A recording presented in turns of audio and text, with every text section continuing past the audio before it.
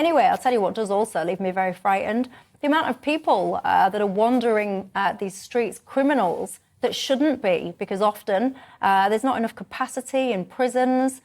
People seem to have this mantra about let's rehabilitate all these prisoners and be nice and look after them and all that. I'm not really a fan of much of that. I'm much more a fan of tough justice, if you like, tough prisons.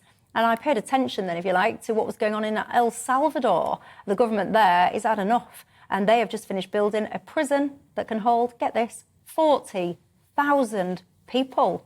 I thought it was absolutely fantastic. Kevin, do you think we need a similar thing here? No, and I was struck, Michelle, by the prison officer who wanted to stay anonymous, who got in touch earlier, who said that, I think he also said that he didn't think large-scale prisons like this would be a good idea. I mean...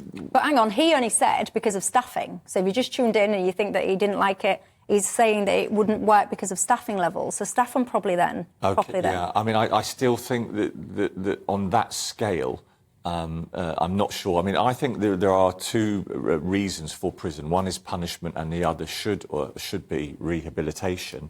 And Which one's the most important?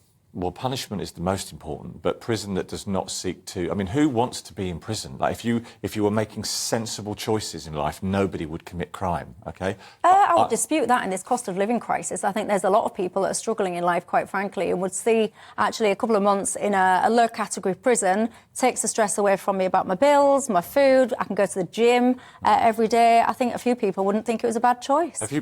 Can I ask, have you been into many prisons? I have indeed. As my teenage years, I had the misfortune of being involved in a romantic relationship with a man that was in and out of prison more times than a yo-yo. Okay. As a result, I spent pretty much every weekend of mine waiting for a visiting order to go and visit him in prison. So, yes. So from that time, did you ever get the sense that there were people who actively took a break from life by doing some time inside? Yeah, him. Probably because I was his girlfriend and he wanted to get away from me, quite frankly. But yeah, right. Him. He loved it. His friends was in that prison. He used to come out muscly. He had no problem going back in and out of there. OK. Well, that is the point of a good debate, because I find that really interesting. My take on it would be, having also visited people in prison over time, is that you would at all costs not want to be there. I think, but I do respect what you've just said, you know, we have lost over 10,000 prison places since 2010. OK, that is an answer that has come out in Parliament. Daniel's old friend and still friend Boris, he made a big pledge, I think we might recall, to build. I think we might remember this, talking about more prison places. It hasn't quite happened. And I think more urgently, we need to get more prison places, but not on this scale. I fear something of that scale, which is from Central America, would be a disaster.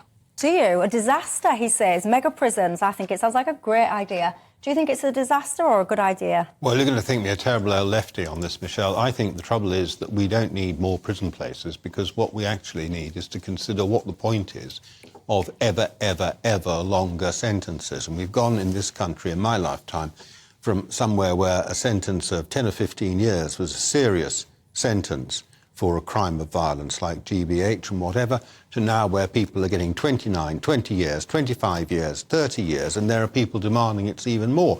And if you want to go down the American route... halfway through. If you want to go... It is true that people are let out after halfway through on licence. You could get rid of that, but that's just another way of making sentences longer.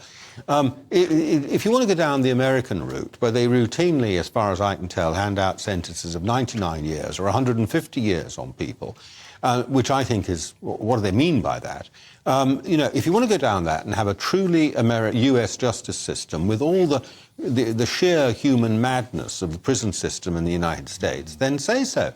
But the fact is, we have to learn to live with the fact that we release people from prison constantly who have committed crimes of violence because they have served their sentence. All right, they let out some of them at the halfway point, but we let them out, and we need to manage that risk in the community. And if the implications of what you're saying is that someone who commits a violent crime, the public will always have to be protected from them forever, then lock them all up forever. No, I don't. And then you'll have to build the prisons like that. But what have you achieved by it? I don't think everyone needs to be locked up forever. But what I think is there's an awful lot of people that should be locked up in the first place that are not because of things like capacity. Well, And the when you say story about we've got people- here is about a guy who was violent, I grant you. Yes. No, the story was violent. But the sentence imposed on him by the court was 18 weeks. I mean, it's not like... And he'd have been out in 9. And now, it's true. And then they said, well, I'm suspending it because there's no room in the prison. Yeah. So he'd have been jailed for 9 weeks, fine, but he'd still then be out on the streets. What are you protecting yourself from? Well, that's how serious his crime was, though, that he got 18 weeks. Not the most serious sentence going. I want prisons, essentially, to be like hell on earth. I want someone to go to prison and have such an awful time that they would never want to reoffend in the first place. Let me read you out this thing. It turned my stomach, so it did. This is from a paedophile called Michael Thurman, I think that's how you say it. An 80-year-old man given 7 years for sex attacks on a 5-year-old girl. You did hear me right. This is an 80-year-old that's given 7 years in prison for sex attacks, I repeat, on a 5-year-old girl. Listen to what he wrote about his prison. I am grateful to be transferred here. This is HMP 5 Wells in Wellingborough. I'm grateful to be transferred here. The cells have ample room, but they're slightly lacking in shelves. At least I'm in a prison where, as a form of respect, the guards use our Christian names and have told us theirs. He goes on and says that he wants to thank the governor for the chance to be in conditions far better than my previous prison, which contained a large number of vermin, rats, spiders and silverfish in the cells. I have to say, despite small problems, HMP 5 Wells is a 5-star establishment. I have to be honest, that sickens me. I do not want an 80-year-old man that has sexual relations with a 5-year-old girl to be celebrating the fact that he is in a 5-star establishment, his words, not mine, where inmates are called residents and you have this wonderful setup in order to rehabilitate you. I don't want that. I want it to be really hard, really harsh, and people will think twice about ever committing a crime. Yeah, I mean, that's I can see that's a very upsetting and aggravating email or message to read out. I can understand. I share your views on that.